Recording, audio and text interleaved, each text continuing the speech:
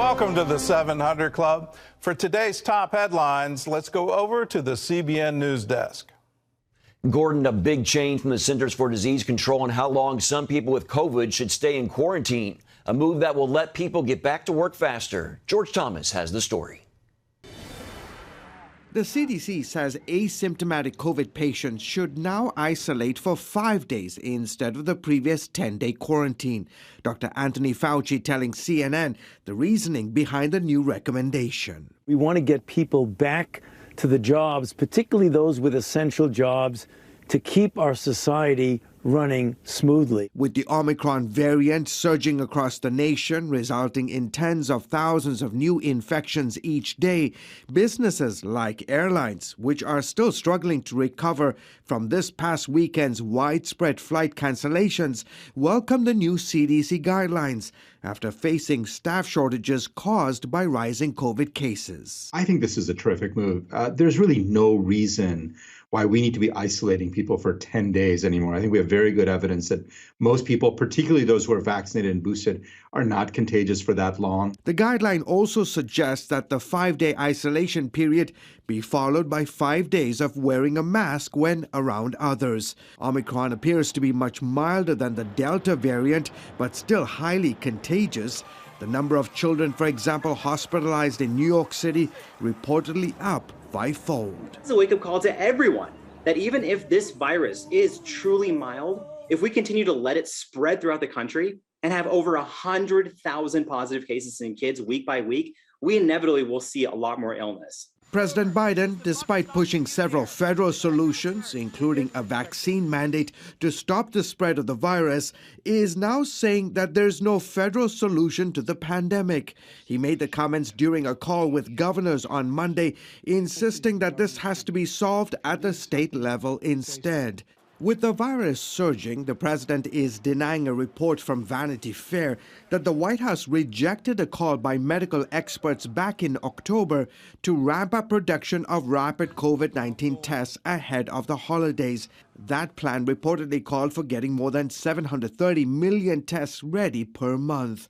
And the tests are in short supply right now. In Miami and elsewhere, long lines as people waited long hours to get their hands on COVID tests after stores ran out. It's like, how many places are we going to go to where they say, sorry, no testing?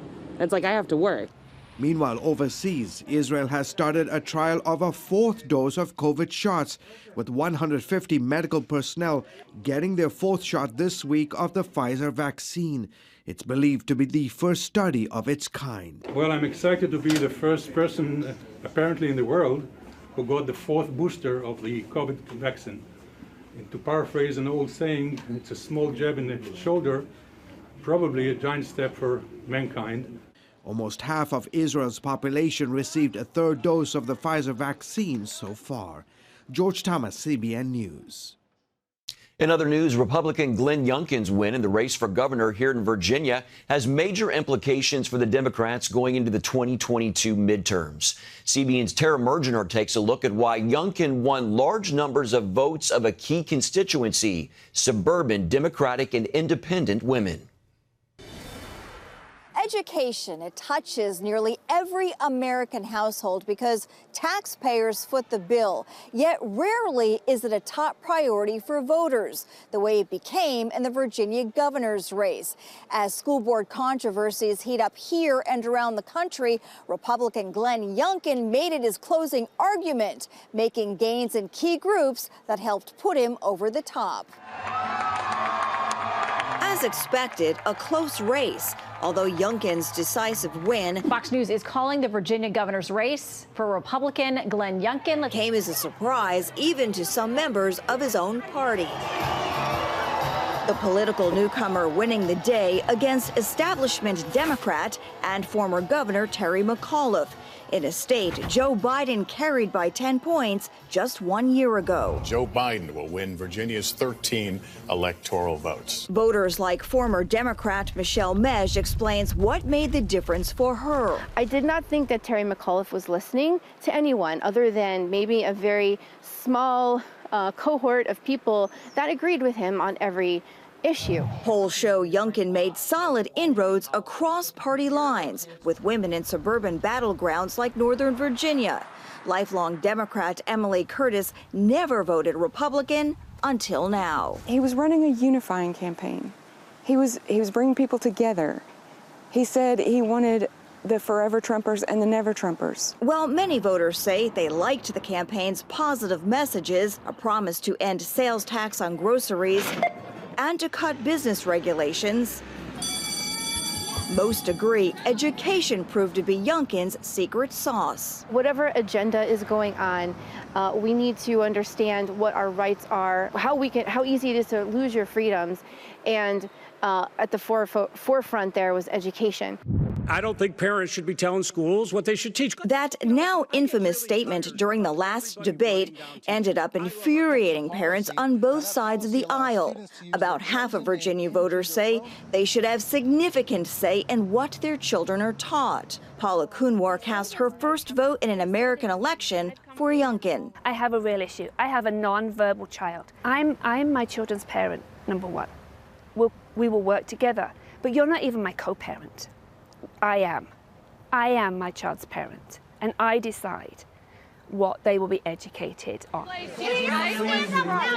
As backlash spread like wildfire in the state against curriculum, cancel culture, and pornography in school books. We went through this whole debacle with Dr. Seuss not being available. However, when it comes to books that have actual pictures of things that I cannot describe, that's okay. Youngkin tapped into parents' frustration. My children's constitutional rights must be protected. That also included school closures and remote learning. I don't think people always realize just how bad Virginia was. We were number 44 out of 50 states.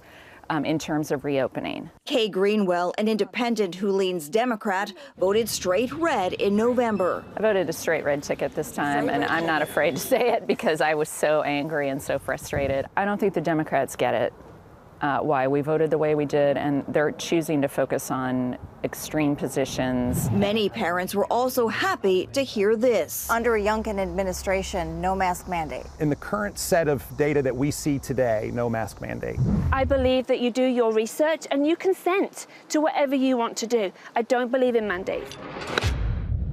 With midterms now less than a year away, many believe the race is the clearest snapshot yet of voter attitudes in Virginia and beyond. I feel like my party is going too far left.